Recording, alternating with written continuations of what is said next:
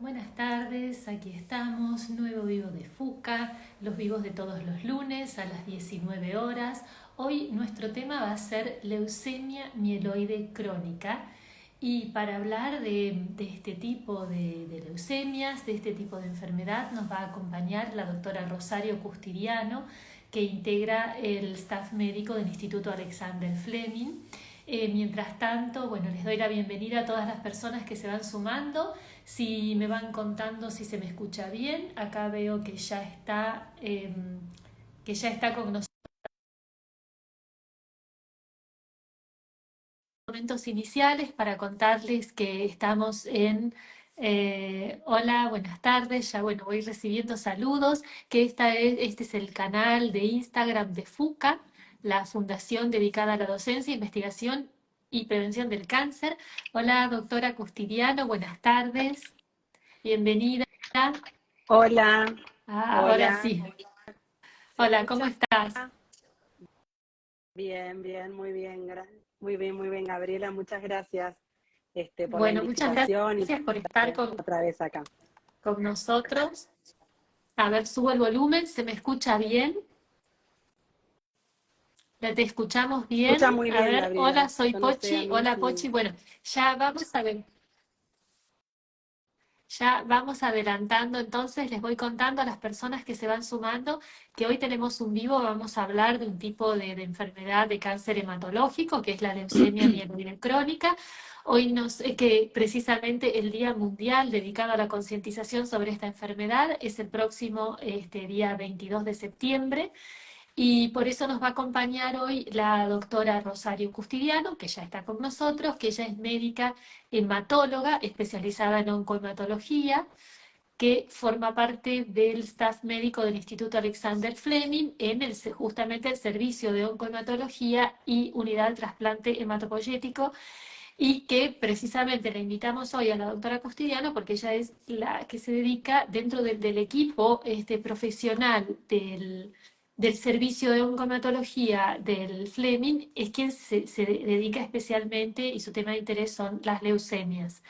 Eh, bueno, quizás, y después vamos a tener otros invitados especiales, como se dice en la tele, pero en unos minutos más. Por ahora vamos a comenzar con la doctora Custidiano y queremos que nos explique un poco, como para tener una introducción y realmente lo que siempre para nosotros es de interés en estos vivos, explicar y contar de qué se trata, de las leucemias, porque entiendo ya hicimos otro vivo sobre otro tipo de leucemia, entonces con esto ya estamos anticipando, no es una única enfermedad, hay muchos tipos y hoy queremos hablar de la leucemia mieloide crónica. Así que bueno, te paso la palabra, Rosario, para que nos empieces a contar un poquito. Bueno, muchas gracias, Gaby. Bueno, voy a contarle un poco a la gente y que nos puedan escuchar ahora o que nos escuchen después en la grabación, porque esto va a quedar grabado. Como decía Gabriela, no es un solo tipo de leucemias las que hay, sí, y fundamentalmente las dividimos en leucemias agudas y crónicas para el espectro del manejo clínico. Y acá nos vamos a separar. Las leucemias agudas son aquellas leucemias que son de una gravedad muy importante al diagnóstico, que requieren un soporte transfusional, manejo en internación, quimioterapia, y bueno, muchas veces para su manejo y su curación pueden requerir o no de un trasplante halogénico de médula ósea, ¿sí? En este caso, nosotros nos estamos refiriendo, en el video anterior habíamos hablado de las leucemias crónicas, de la leucemia linfocítica crónica, y ahora vamos a referirnos a la leucemia mieloide crónica. Este tipo de leucemia se origina por una alteración que se va a dar en las células madre, en las células progenitoras de la médula ósea. Allí anidan estas células que las llamamos totipotentes porque tienen un potencial enorme, y ese potencial es de poder posteriormente dar origen a las células de los glóbulos rojos de la sangre, a los glóbulos blancos y también a las plaquetas, ¿sí? Que son las que nos ayudan en la coagulación. Entonces, estas células son muy importantes por eso, porque si funciona todo bien en la médula ósea, vamos a tener recuentos adecuados de glóbulos blancos, plaquetas y glóbulos rojos, vamos a poder transitar, digamos, sin anemia, con buena posibilidad de coagular, que esa es la posibilidad de las plaquetas, y defendernos de las infecciones por la buena actividad de los glóbulos blancos. Sucede que en este caso de la leucemia amiloide crónica, una alteración a nivel del genético en el ADN de estas células progenitoras, donde va a haber una disrupción, una alteración muy importante, que es la transposición, yo voy a hablar así medio difícil, pero después lo hago fácil, el intercambio de material genético de un cromosoma a otro cromosoma. Y esto se va a dar en dos cromosomas que los conocemos como el cromosoma 9 y el cromosoma 22.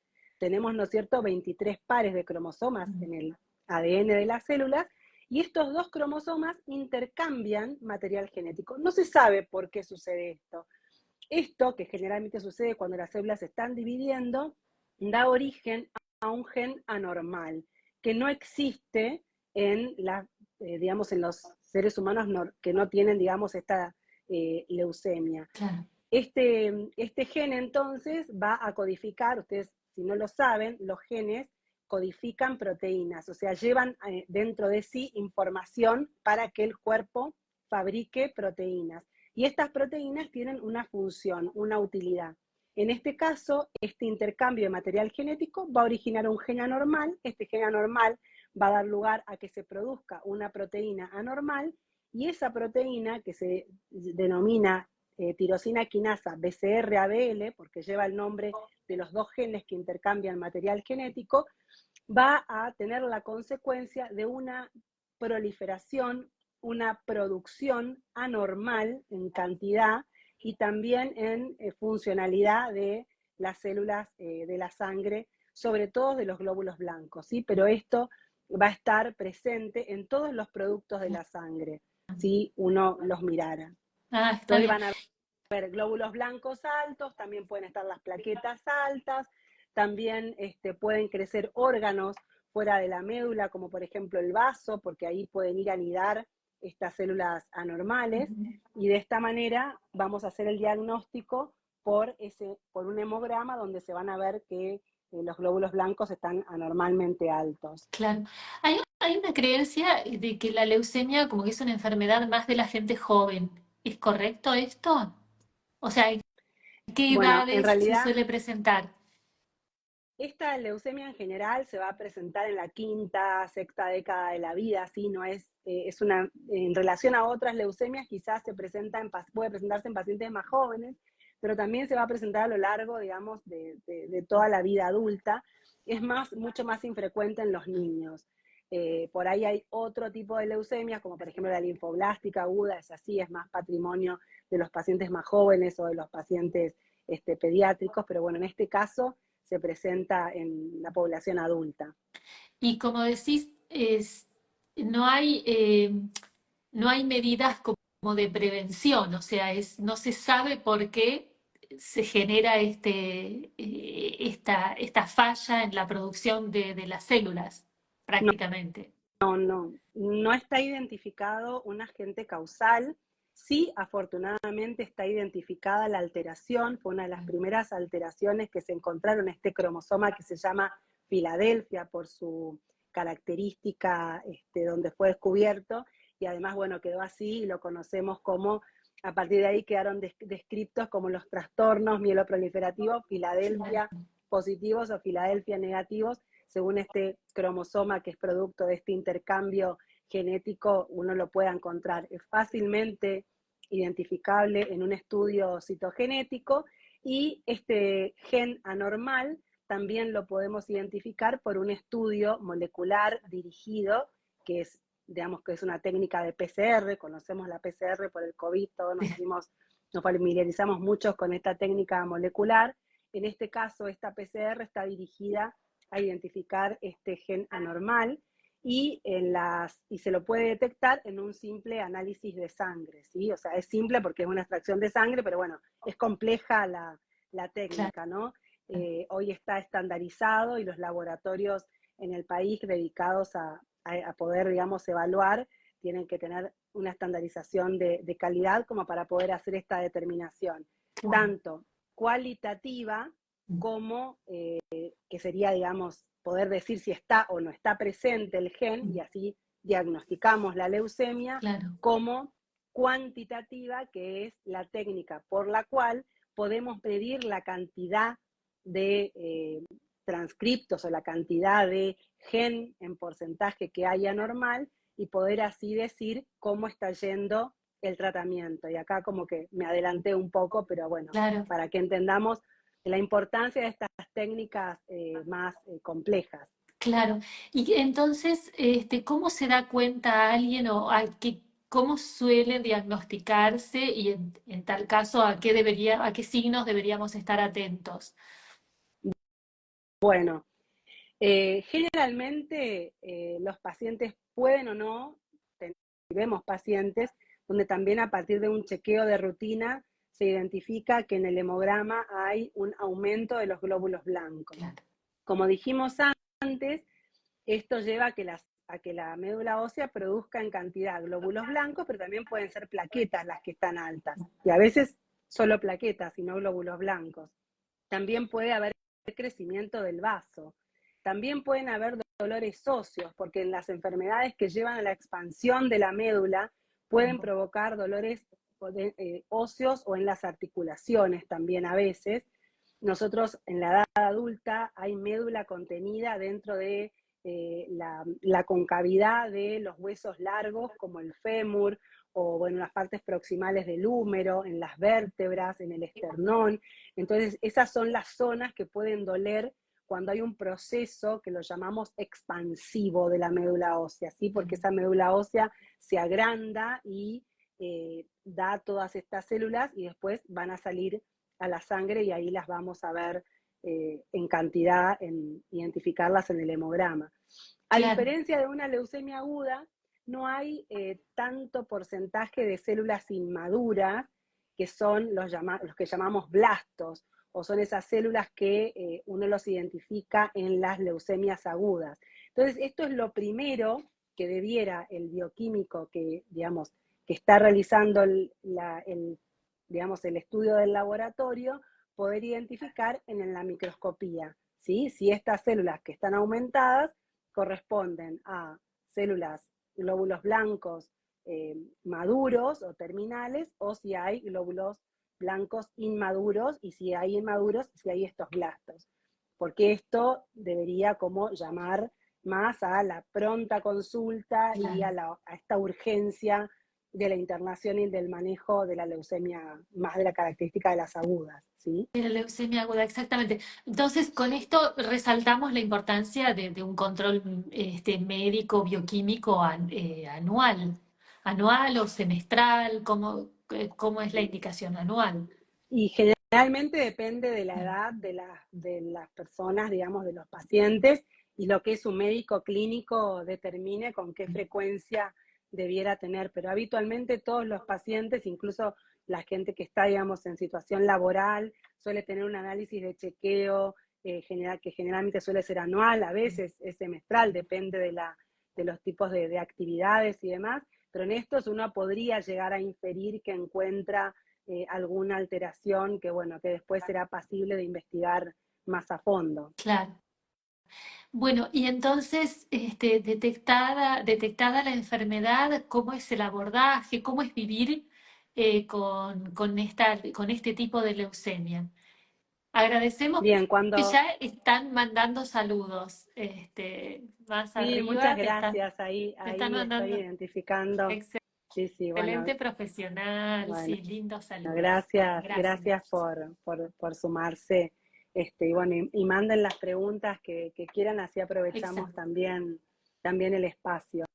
Y que bueno, y que esto tenga más riqueza después a la hora de quedar grabado, ¿no? Porque se enriquece mucho con las preguntas Claro, y lo interactivo que podamos hacer. seguro. Bueno, me preguntabas cómo lo abordamos. Sí, Lo más importante es que cuando nosotros como profesionales, o sea, un clínico sospecha siempre que hay una alteración en el número de glóbulos blancos o algo que tenga que ver con la sangre, va a derivar a ese paciente a un hematólogo, porque la realidad que indicar los estudios específicos para hacer diagnóstico es resorte de un profesional que tenga especializado en hematología, ¿sí? Porque hay que saber a qué laboratorio, a dónde se manda, cómo se pide, ¿sí? Y qué otro tipo de cosas uno está barajando en esa posibilidad de diagnóstico.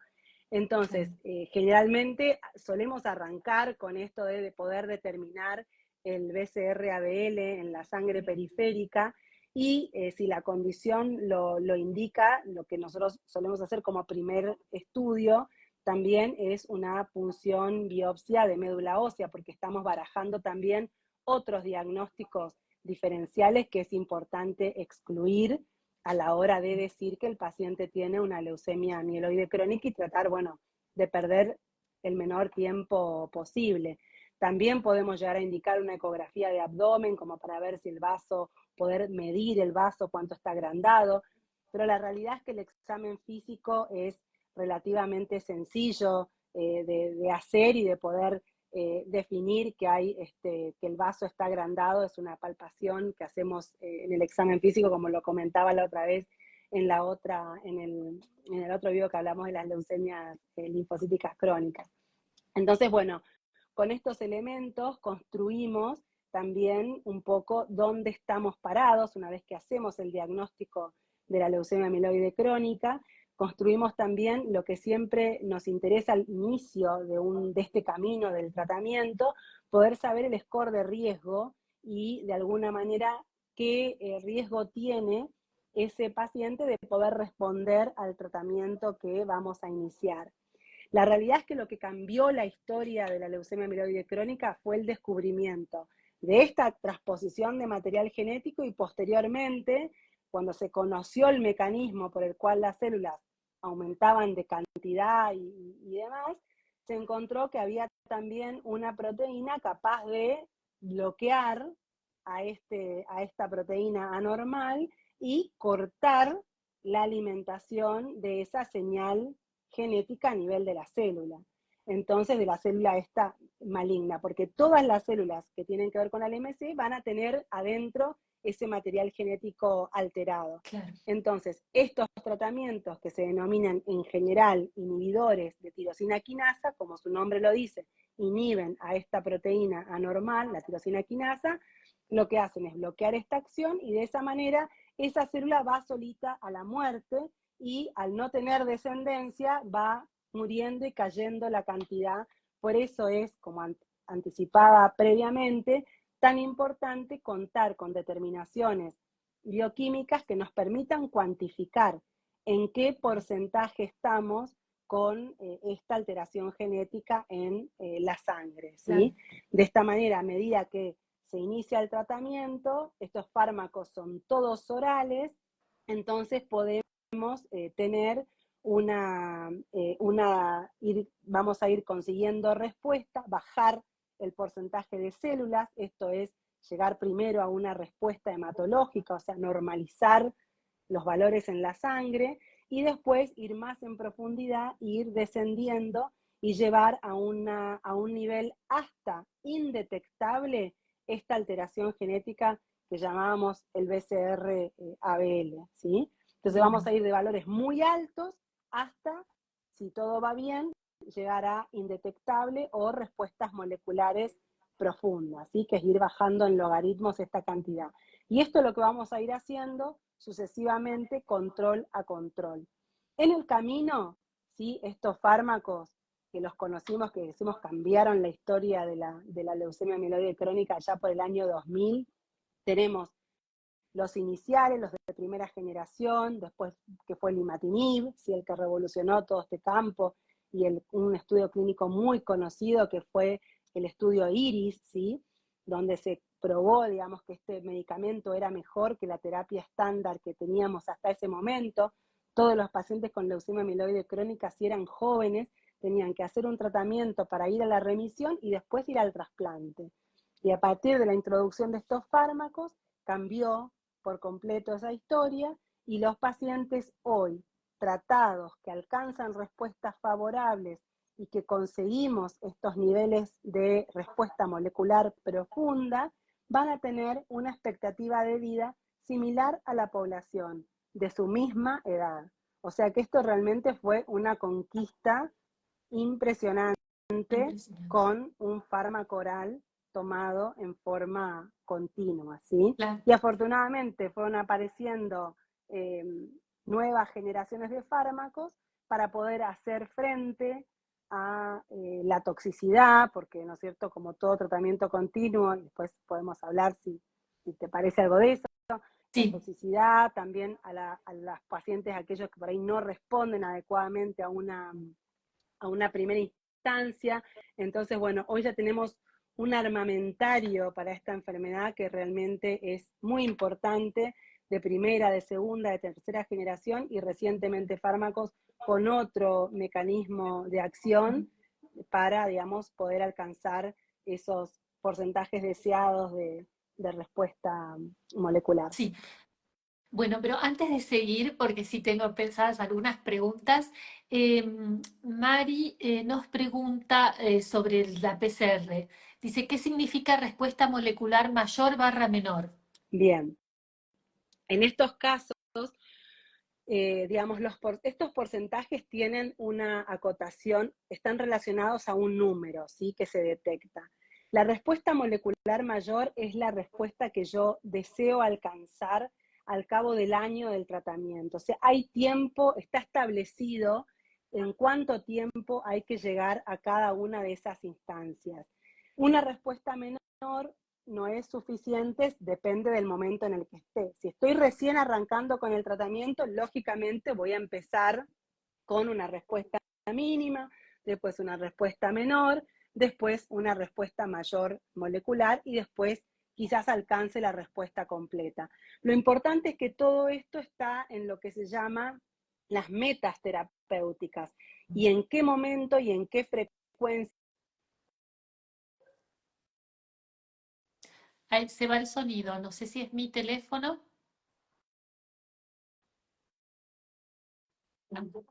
Con respecto a eso, hacemos, digamos, hincapié en que estas respuestas no son fijas, que yo tengo que alcanzar determinada situación, sino que eso tiene que estar dado en un determinado tiempo, y de acuerdo a eso es bueno o no tan bueno, ¿sí? Y constituyen lo que se llaman las alertas o warnings en inglés, para de que si tengo que ir mirando, o lo que sería directamente un fallo terapéutico y entonces la necesidad de cambiar o derrotar el tratamiento o de ir a otra alternativa de tratamiento. Nosotros Claro, vamos a tener la respuesta mínima, la menor, la mayor, la completa, y a partir de la completa diferentes niveles de profundidad. 4 logaritmos, 4.5, 5 cada vez, buscando, digamos, la menor cantidad de gen detectable. claro. O sea, que es un trabajo que se va haciendo a lo largo del tiempo, que se va midiendo, Uh -huh. pero bueno, ahora Quizás también, una cosa sí, práctica que es importante, que estas determinaciones se tienen que hacer en forma periódica. Inicialmente las hacemos cada 3 meses, y es importante tratar de que sean siempre hechas en laboratorios que estén estandarizados, ¿sí? Porque estos valores van a tener, digamos, para que yo pueda decir que en un laboratorio dio algo y al otro, digamos, y significa lo mismo que en otro, son técnicas tan complejas que, digamos, condicionan una estandarización que es de tipo internacional, y de esa manera yo estoy tranquilo que lo que estoy leyendo es correcto y me está hablando realmente de lo que está sucediendo con ese paciente, y es extrapolable a lo que sucede, digamos, en otros laboratorios y con otros pacientes. No sé si claro, se entiende el concepto de estandarización. Y lo ideal realmente es tratar de hacer, bueno, siempre seguir los controles en el mismo laboratorio, de ser posible, tratar de mudarse lo menos posible. No sabemos que eso a veces es algo difícil, pero bueno, eso sería lo ideal. sí, sí, es lo recomendable, hacerse los estudios, o sea, tratar de mantener siempre en el mismo lugar. Eh, bueno, pero ahora también tenemos respecto del tratamiento algunas novedades en cuanto a la posibilidad, porque siendo una enfermedad crónica, se supone que el tratamiento dura proyección.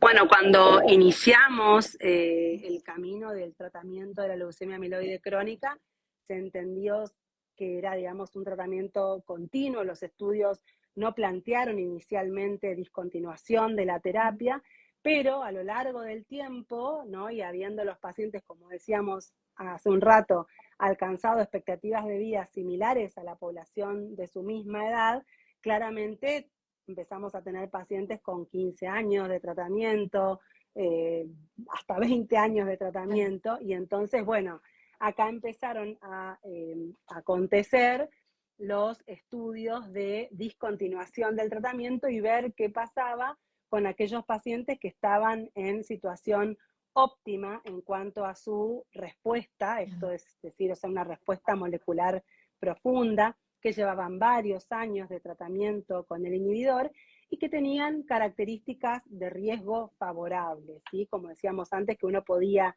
estimar esas características de riesgo al diagnóstico.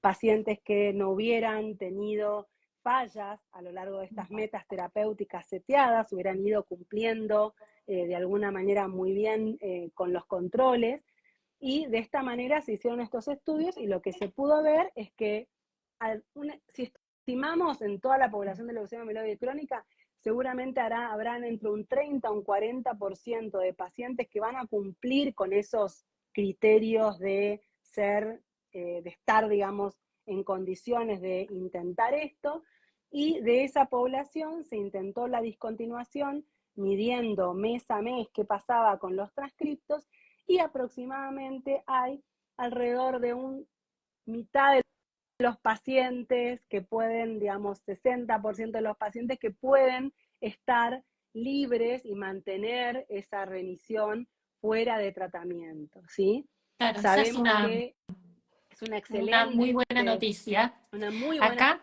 noticia, porque eso no, sí, realmente no lo soñábamos, digamos, hace unos años. claro. Y me decías que había Hay una alguna otra. pregunta, si Claudio pregunta, estoy con RM5, ¿cuánto tiempo más debería tomar medicación? Bueno, en los casos, como decíamos antes, hay varias situaciones que hay que tener en cuenta para poder, como dijimos antes, ¿no? Solo 3 de cada 10 pacientes van a resultar a priori, bueno, elegibles como para uno definir que puede, y no solo la respuesta es la clave. Como decíamos antes, también el riesgo de la leucemia inicial y el no haber tenido fallos en el medio. Eso es algo importante. Igual cada vez, digamos, más se va sumando a que pacientes que puedan haber tenido fallos, uno pueda evaluar determinadas situaciones bajo las cuales podría definir discontinuar, pero en principio son varios los requisitos, no solamente haber alcanzado la respuesta molecular. Se sabe que la respuesta molecular es ideal cuanto más tiempo se sostenga, mejor para poder, y fue uno de los criterios. Nosotros, digamos, acá en Argentina, y Gabriela, vos sos testigo porque, digamos, FUCA fue un facilitador también para poder llevar a cabo este estudio que se hizo en conjunto de varias instituciones, casi 15 instituciones en Argentina participaron y se hicieron este, digamos, ensayo para discontinuar pacientes en el marco de un estudio clínico, pacientes que venían en remisión en forma continua, y en ese ensayo que hubieron unos 80 pacientes, si mal no recuerdo, entre las dos cohortes, los dos grupos, porque bueno, también la pandemia un poco dividió ahí, hubo que frenar reclutamiento y después seguimos adelante. En esos pacientes, en esa experiencia, digamos, uno de los indicadores más importantes de poder tener una discontinuación exitosa fue cuánto hacía tiempo que el paciente estaba en respuesta molecular profunda. Siendo en el estudio nuestro, los pacientes que tenían más de 50 meses, que venían más de 50 meses en respuesta molecular profunda, fueron los que más chances tuvieron de tener una discontinuación exitosa. O sea que al tiempo de tratamiento le tenemos que sumar el tiempo que lleva durando esa respuesta molecular profunda, en lo posible sin fluctuaciones, ¿no? Sin bajar a respuestas, a pérdida de respuesta. Claro, Pero claro. bueno, esto, Sí, bueno, aprovecho también para contar un poquito que ese estudio que mencionaba la doctora Custidiano fue un estudio que se llevó adelante, que FUCA fue sí, promotor, y el doctor Michele Bianchini, que integra el Centro de Investigaciones Oncológicas de FUCA, fue el líder del proyecto. Y es cierto, como vos decías, que participaron varias instituciones, la verdad que fue un proyecto muy sí, importante y bueno, creo que muy, muy provechoso para la comunidad sí, argentina que tiene este tipo de leucemias, ¿no? sí, sí. Así que De la bueno, parte, de la parte hematológica quiero destacar sí, que fue liderado por hematólogos de Fundaleu, la doctora sí, Carolina Pavlovsky, digamos que es reconocida hematóloga y experta en leucemia amiloide crónica, la doctora Beatriz Moiray del Hospital Ramos Mejía, así que sí fue un trabajo colaborativo importante y donde además de encontrar variables, digamos, clínicas, bueno, de qué cosas favorecen a que un paciente pueda sostener la respuesta, el trabajo del doctor Bianchini también nos dio algunas, eh, algo de luz acerca de cuál es la situación inmunológica, en que de alguna manera también podría regular el poder sostener las respuestas, así que bueno, muy, muy interesantes los hallazgos. Pero bueno, creo que al cabo lo que queda es la pregunta de si uno puede discontinuar estos tratamientos fuera de un ensayo clínico. Y bueno, y hoy creo que eso es resorte de lo que tenga que ver con el seguimiento estricto que haga el hematólogo de su paciente, la evaluación súper criteriosa y cuidadosa de la situación y del riesgo en el que está. Nosotros no hemos tenido, digamos, en nuestra experiencia, pacientes que hayan tenido una evolución a fases más complicadas de la enfermedad en el contexto de la discontinuación. Sí, pacientes que obviamente que discontinuaron y que perdieron, porque como les dije, hay un porcentaje importante de pacientes que no logran mantener la respuesta sin tomar el fármaco, pero bueno, al volver a tomar el fármaco la recuperaron. claro, Y creo que esto es importante porque significa entonces que no solo hay que tener mucho criterio y cuidado a la hora de definir si vamos a discontinuar o no con el paciente, cómo se siente, va a estar disponible para los controles, va a estar disponible el fármaco para volver a tomarlo en caso de que claro, tenga una recaída, o sea, el lapso en el cual la enfermedad puede volver con más frecuencia suele ser dentro de los primeros 6 meses. Entonces, generalmente cuando nos vamos a plantear esto con un paciente, bueno, vemos a ver que tenga reserva de su frasco de medicación, que tenga más de 6 meses de vencimiento, de manera tal que esto muchas veces no se consigue inmediatamente en el pedido. Y si ah, nosotros tenemos, digamos, que discontinuar y tenemos que volver a tomar, bueno, que queden digamos, medicación de reserva para el caso que tenga que volver a tomar y así a la semana, 10 días, uno puede estar volviendo a contar con el medicamento provisto por el financiador, ¿no? O el sistema que esté de alguna manera dando soporte al tratamiento. O sea, son todas claro, cosas que parecen que no fueran, pero todas cosas que tenemos que tener muy en cuenta y la posibilidad de venir a los controles. Hoy por hoy, no solo el tema de conseguir el fármaco es complejo, sino también conseguir poder tener la disponibilidad del estudio rápido. Entonces, ¿qué pasa? Que las obras sociales muchas veces autorizan una determinación cada 6 meses o cada 3 meses, y yo acá voy a estar pidiendo todos los meses un estudio de BCR-ABL para ver cómo estoy yendo.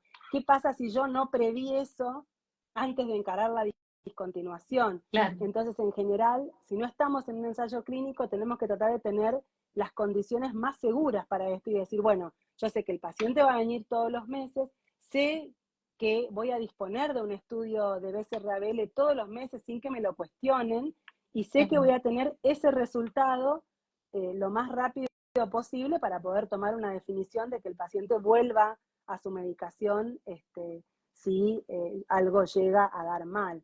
Ideal es tener el Claro. resultado dentro del mes, eso es lejos, lo ideal sería poder tenerlo dentro de los 15 días que lo Claro, solicitamos, ¿sí? A veces se puede, a veces algunas muestras dan dificultad y bueno, puede requerir un tiempo mayor. Pero bueno, todas claro, cosas como que van alrededor de la decisión, ¿no? Y que no, a veces no las manejamos realmente, no están claro, en nuestras claro. manos.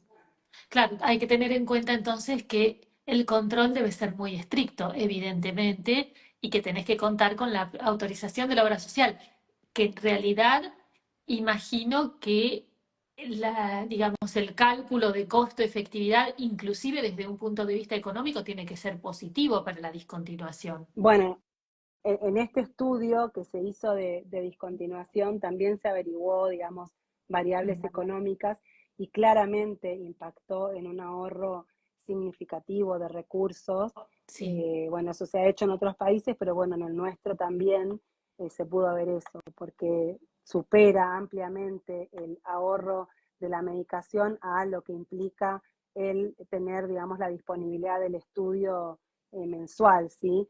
claro, Aunque se logre discontinuar por poco tiempo el tratamiento, supone, digamos, un ahorro importante, son medicaciones realmente costosas, ¿no? Y bueno, más claro, en este momento, obvio, como claro. siempre. Bueno, bueno, si te parece, vamos a tratar de ver si podemos hacer entrar a nuestras invitadas de hoy. Em, me habías contado, vi que ya están por aquí, Ahí Pochi, está a ver, voy a ver Pochi.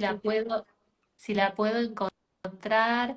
Está Asociación Alma, pero antes de hablar, bueno, podemos darle lugar ya a invitarlo a Fernando para que se sume, pero teníamos también unas pacientes que, Alejandra creo que está ah, ahí a ver, Alejandra. y Pochi. Sí, y Pochi, Pochi, sí, te invito. Acá me parece que ya le encontré a Pochi. Pochi, te estoy invitando.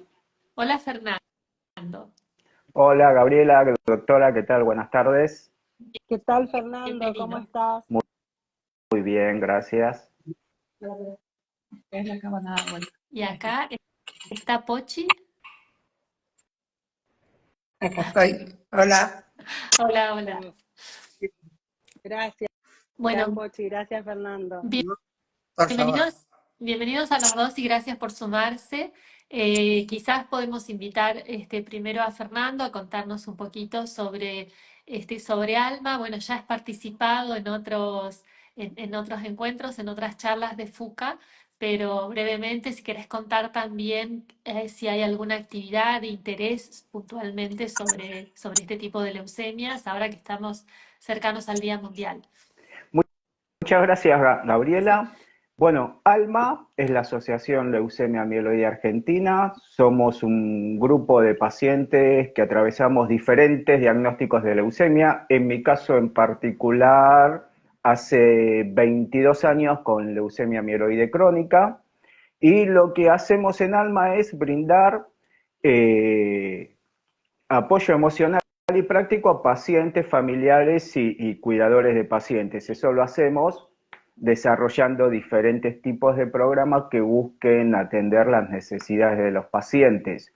Y efectivamente, con motivo del Día Mundial de la Leucemia Mieloide Crónica, el próximo 22 de septiembre, desde ALMA vamos a estar realizando un encuentro de pacientes de forma presencial el viernes a las 16 horas en las instalaciones de la Sociedad Argentina de Hematología.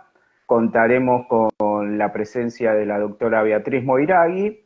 Es un evento gratuito, sin embargo, requiere inscripción previa. Si entran al Instagram de Alma, en las historias va a estar la publicación y van a encontrar el link donde pueden registrarse para poder asistir a esta reunión. Es una de las pocas reuniones que estamos haciendo presenciales en el año. Estamos mucho con trabajo en forma online, en forma de webinarios. Hace poco tuvimos uno con la participación de la doctora Custidiano. Y bueno, el poder reunirse y compartir un café, una charla, estar cara a cara con los pacientes, con la doctora, contestando las preguntas, la verdad que son oportunidades muy enriquecedoras, sobre todo el poder encontrarse con gente que está atravesando lo mismo. Yo puedo estar hablando con vos, Gabriela, puedo estar hablando con Rosario, pero con quien realmente voy a poder estar hablando y me va a entender, va a ser con Pochi, que está atravesando el diagnóstico al igual que yo, que le punzaron la médula, que le sacan sangre y que toma algún inhibidor con las consecuencias que trae también el tomar los inhibidores. Claro, claro. Sí. Espectacular. Bueno, quizás, Pochi, si nos querés contar un poco, estás en tratamiento, bueno, no sé si Rosario también querés contarnos algo sobre Pochi o hacerle alguna La- introducción para ella. bueno, Sí, no, la invito a Pochi para que ella misma nos pueda contar cómo, bueno, transitó su diagnóstico, su tratamiento y, bueno, y la actualidad, ¿no? Porque, bueno, hablábamos un poco de las distintas etapas y de la posibilidad de discontinuación y de no, y parece que, bueno, como que todo es negro para aquellos pacientes que no pudieran discontinuar, pero bueno, querría que Pochi nos dé también su testimonio en eso. sí. Bueno, buenas noches. Eh, hablo mal porque estoy operada de la boca, también eso tuve, un problema serio. El doctor Urrutia me operó, así que hablo medio, no estuve tomando alcohol.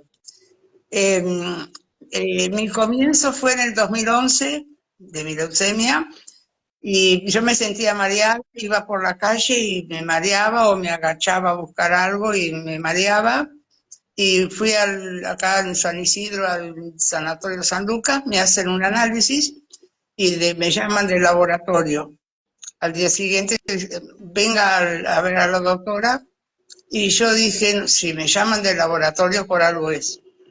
Y bueno, entonces terminé de almorzar, fui, y cuando la médica ve los análisis, se levantó rápido y se los llevó a la médica de guardia. Y ahí ha visto, se ha dado cuenta con los glóbulos que yo tenía, 120.000 blancos, dijo, esta está que se nos va. Y me dijo, quédese acá, y después me mandó a internar. Y le digo, ¿por qué me voy a internar? Porque yo tengo leucemia. Dice, no, no, no, no diga eso, como dice.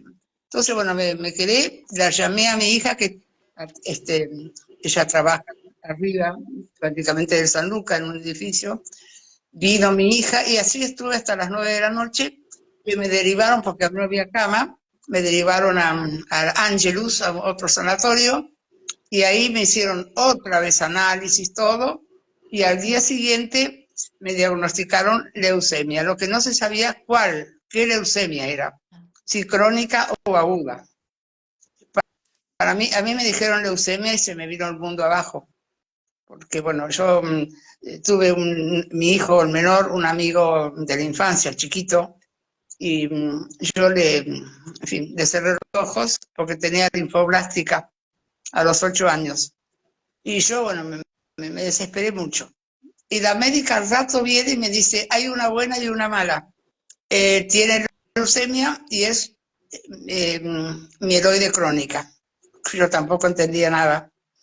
Y bueno, ya directamente me dieron los primeros auxilios ahí y luego ya comencé en el Fleming. Mi marido me dice, no, vamos al Fleming porque él se había operado ya también en el Fleming.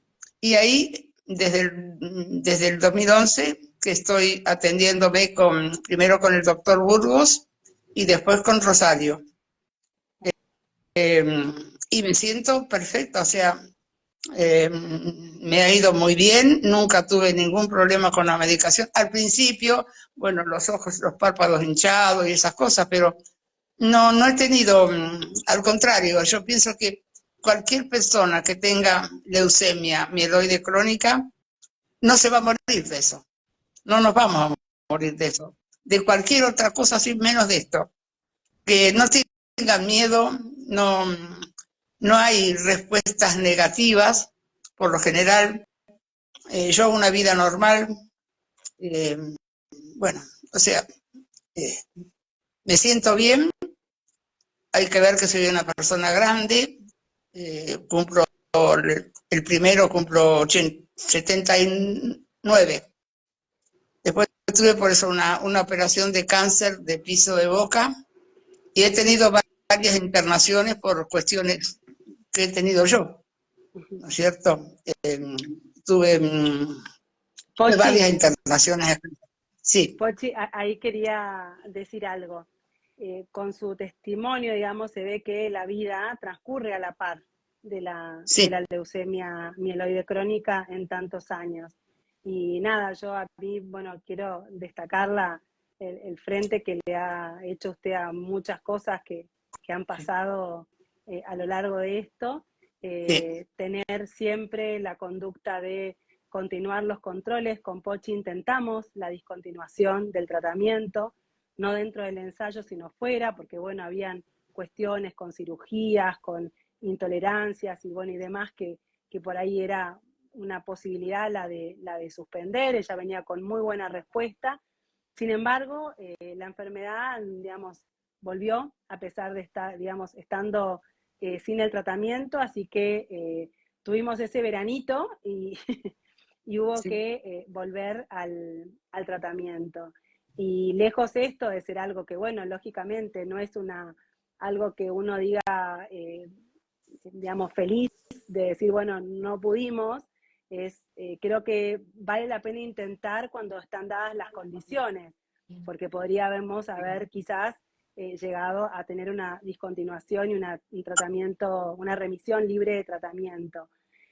Volvimos al tratamiento y la enfermedad volvió otra vez a llegar, digamos, a sus instancias de indetectable y de tener respuesta molecular profunda, entendiendo que el camino por ahora es seguir con tratamiento hasta que los estudios nos den, digamos, la pista de poder intentar hacer alguna otra cosa.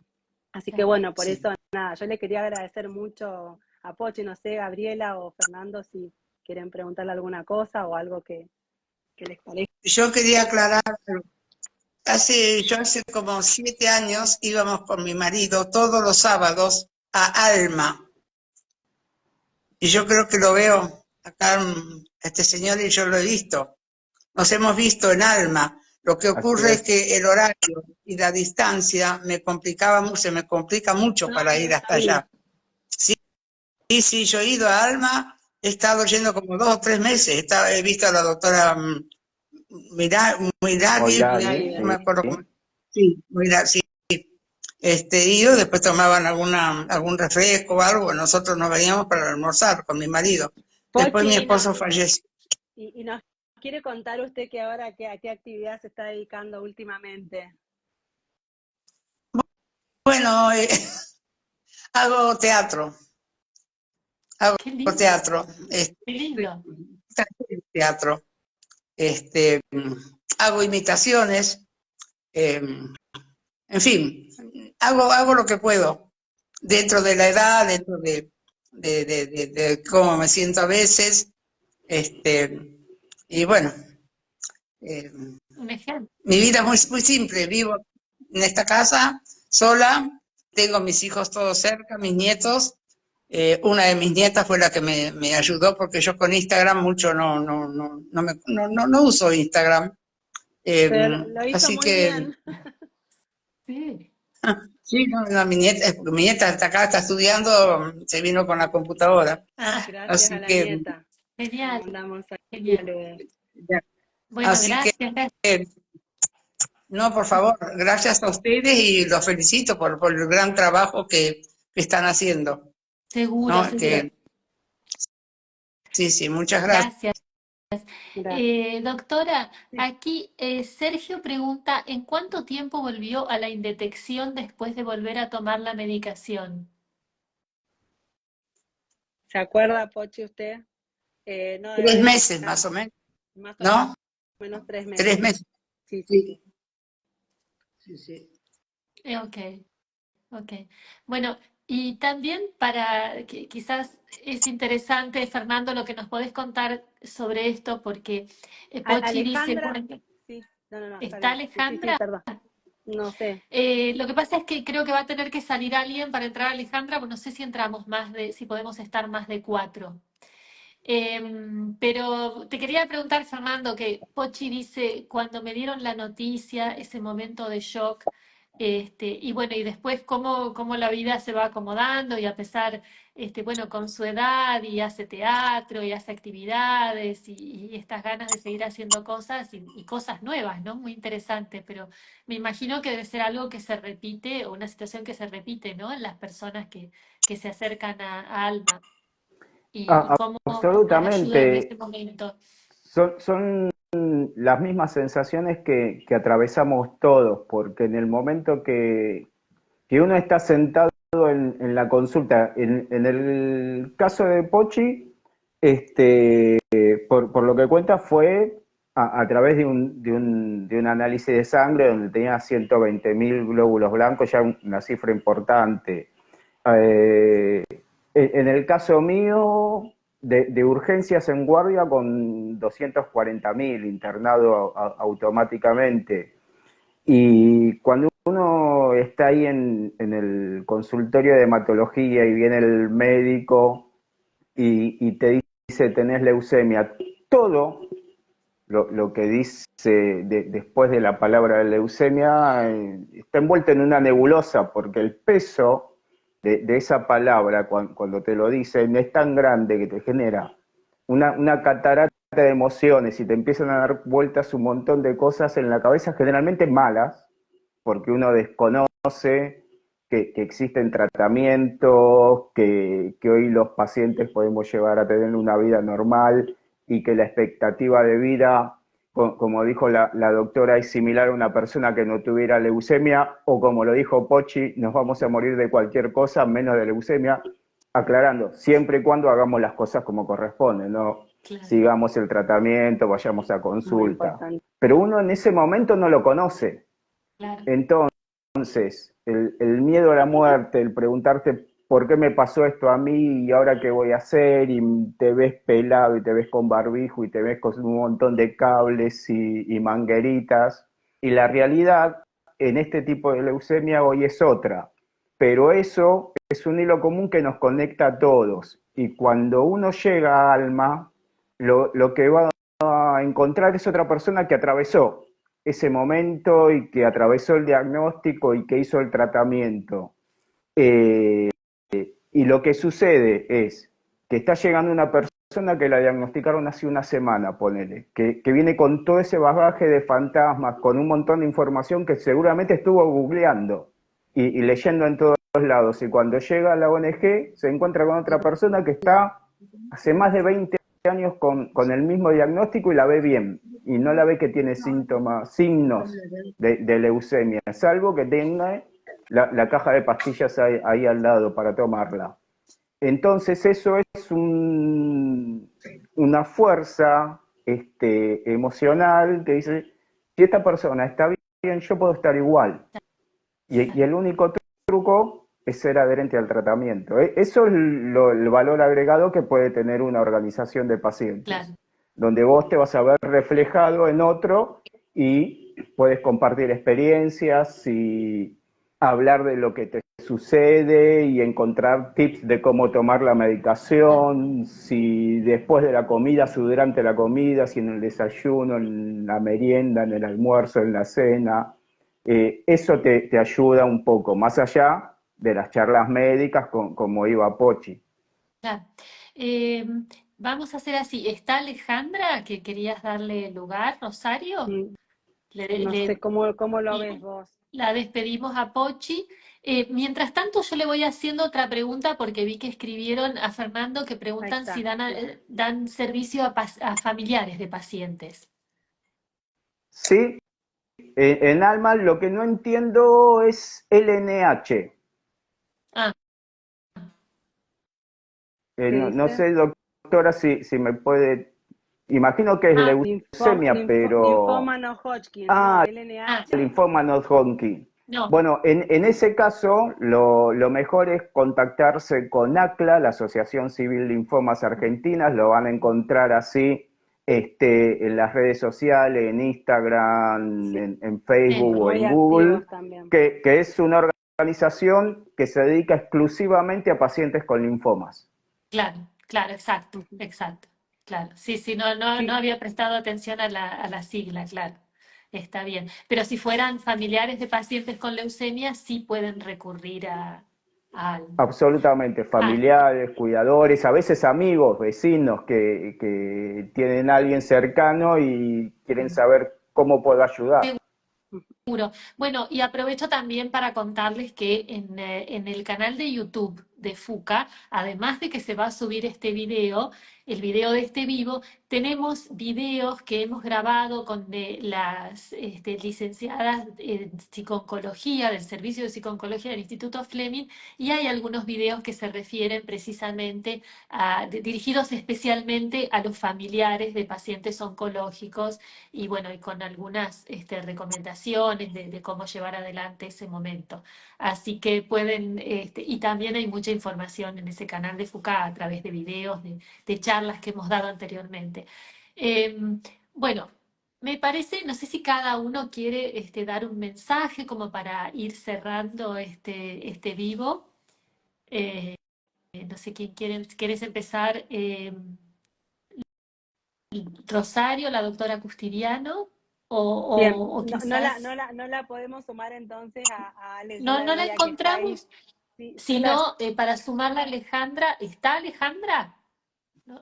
y yo la había visto en Si no, acá, le vamos a pedir que se despida no, a Pochi, no sé, no estoy Alejandra, segura, porque tendría que Alejandra, decir, si estás, manda un mensajito, ahí está. Ale, no sé, Y sí, quizás la vamos despidiendo a Pochi, pero así Alejandra puede tomar bueno, el lugar Pochi, de Pochi. sí, que Pochi diga su Que nos mensaje y salude la, Pochi, sus palabras de Bueno, despedida.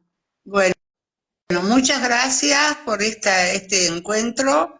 Que todos estén tranquilos, que van por buen camino si están en tratamiento, que se hagan ver periódicamente si tienen algún síntoma o temperatura. Si ven que tienen temperatura fuera de lo normal, eh, algo pasa. Entonces lo mejor es ir y un análisis, simple análisis, les va a dar el diagnóstico prácticamente, digo Claro, yo, ¿no? Eh, muy sencillo. Y si llega a ser leucemia amiloide crónica, tómenlo con mucha calma porque se cura. O sea, no es curable, por eso es crónico, claro, pero van a vivir muy, muy bien. Y el perfecto, ahorro les provee la medicación, que es muy importante. Y claro. que tengan mucha suerte. Y un beso a vos, Rosario. Ya hace años que gracias, nos Pochi, vemos. muchas Bueno, muchas gracias, Bueno, Pochi. gracias. gracias. Chao, Pochi. Gracias, Pochi. Bueno, no sé, Por, Fernando, si querés también ir Por, despidiéndote o dando algún mensaje como para cerrar. por supuesto, si estás atravesando algún diagnóstico de leucemia o sos familiar o cuidador de alguien que está atravesando un diagnóstico de leucemia, compartile este video, hablale de Asociación Alma, buscanos en Instagram, en las redes sociales, googlea Asociación Alma Leucemia, porque somos personas que atravesamos el diagnóstico, que sabemos de lo que se trata y que hacemos todo para educar, contener y acompañar a aquellos que están atravesando el diagnóstico. Pueden entrar a nuestro sitio web asociacionalma.org.ar para encontrar más información y a aquellos que están con leucemia mieloide crónica, los invitamos a sumarse a nuestro encuentro presencial este viernes a las 4 de la tarde en la Sociedad Argentina de Hematología. Y recuerden, hay que inscribirse y para eso entren a nuestro canal de Instagram, a nuestro perfil, vayan a la historia, ahí van a tener el link y toda la información. Los esperamos. Perfecto. Bueno, muchísimas gracias, Muchas Fernando. gracias. Bueno, y cerramos Rosario, doctora Custiriano. Bueno, bueno, muchísimas gracias, Gabriela, y a todas las personas que se han sumado y a los que, bueno, vayan a escuchar esta charla después. Creo que el mensaje más importante es que la leucemia mieloide crónica representa un triunfo de la ciencia desde lo básico, de poder entender de qué se trata una enfermedad, poder ligar una alteración genética con una consecuencia directa, ¿sí? Que es la leucemia mieloide crónica, ese cromosoma Filadelfia y ese gen que conversábamos antes. Entonces, el triunfo de ese descubrimiento, el triunfo después de entender que la enfermedad se originaba por esa situación, el triunfo de poder contar con técnicas de detección bioquímica que nos permitan diagnosticar con rapidez y en forma sencilla desde lo operatorio, quizás un poco más complejas desde lo técnico en el laboratorio, de esta enfermedad, de que esta enfermedad está presente. Y el triunfo después de lo que tiene que ver con la investigación y el desarrollo farmacológico, para poder haber encontrado un fármaco que bloquea esta alteración genética y puede revertir todo eso que implica la leucemia mieloide crónica. Y siguen los triunfos, porque el triunfo es también haber podido llegar a entender en qué momento y quiénes son los pacientes que serán candidatos para poder discontinuar ese tratamiento que tanto beneficio ha traído y hacerlo con el menor riesgo de no perder ese beneficio que se ha obtenido, ¿sí? Y en última instancia, creo que el triunfo es de esos pacientes, como decía Fernando, que han logrado entender el mensaje desde el primer momento de la adherencia al tratamiento para poder llegar al mejor destino. Quiero destacar que muchas veces esto no es solo patrimonio del paciente y que hay muchas cosas que influyen, ¿no? El seguro médico que pueda entregar la medicación, la posibilidad de tener turnos y de poder tener como entrevistas con su médico. O sea, hay muchas cosas que tienen como que alinearse para que pueda llegar al éxito, pero es posible. Son cosas que hoy pasan y que en nuestro medio también podemos llegar a obtener este beneficio duradero del tratamiento. Y para aquellos pacientes que no pueden discontinuar, también saber que el tratamiento se puede reinstituir y volver a lograr los beneficios. Y en los casos en los que hay fallas o, digamos, imposibilidad de llegar a las respuestas que mencionábamos, hay nuevas alternativas de tratamiento y cada vez menos también la opción de curar esta enfermedad con trasplante halogénico en los casos que sea necesario. Así que nada, quiero como con esto, pienso que hay que celebrar muy fuertemente el Día de la LMC porque es un día donde también podemos aprovechar a concientizar de todos estos triunfos y de estos logros y de todo este camino recorrido y bueno, y seguir alentando a que este diagnóstico, lejos de ser algo, digamos, catastrófico, sea también algo donde gracias a la información los pacientes puedan, bueno, lograr un poco de calma y de sentarse a poder enfrentar esto con optimismo, ¿sí? Así Seguro. que... Y llevar adelante llevar adelante su tratamiento y su vida con una buena calidad de vida. Bueno, acá de nuevo te están mandando saludos, Sergio, gracias Rosario, gracias Fleming. Bueno, aprovechamos gracias, también. Sergio. Aprovechamos Sergio era que preguntaba. para agradecerles a todos los que participaron hoy y sobre todo, bueno, en nombre de FUCA, la doctora Costidiano y a Fernando en representación de Gracias, Asociación Fernando. Alma. Y bueno, hasta el próximo vivo de todos los lunes a las 19 horas. Gracias a todos y buenas noches. Chao, Terminamos. buenas noches. Gracias, Chao. Gabriela, gracias siempre.